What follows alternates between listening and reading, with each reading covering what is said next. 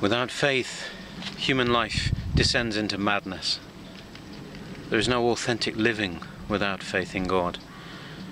But in the West, we've reduced the idea of faith to an intellectual assent to doctrines, certain teachings.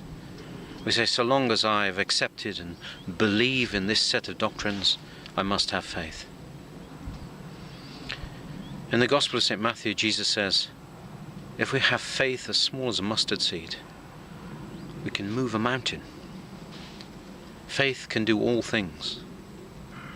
But it isn't the physical act of moving a mountain that Jesus is talking about here.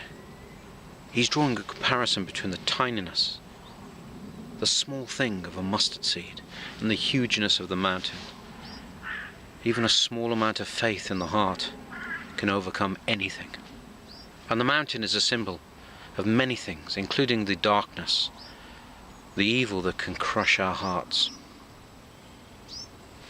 But Jesus isn't talking about an intellectual assent to doctrines and beliefs. The faith that Jesus calls us to is an absolute trust, an absolute hope and belief in the goodness of God. That when chaos seems to swirl around us, when things collapse, when there seems no hope at all in the material things of the world,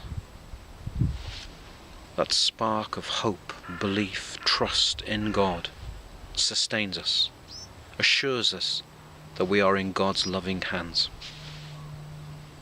At the end of that reading where Jesus talks about the mustard seed, he says to the disciples, I'm going to go to Jerusalem, they're going to put me to death, and on the third day I will rise.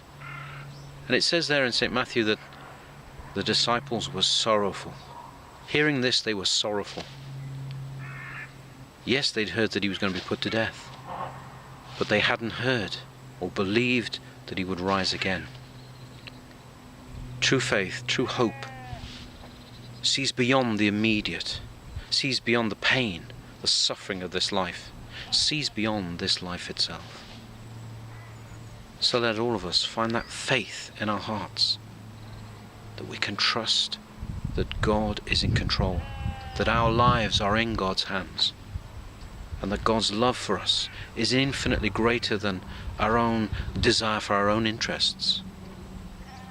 We are loved, we are cared for. Let us put ourselves into the loving hands of God.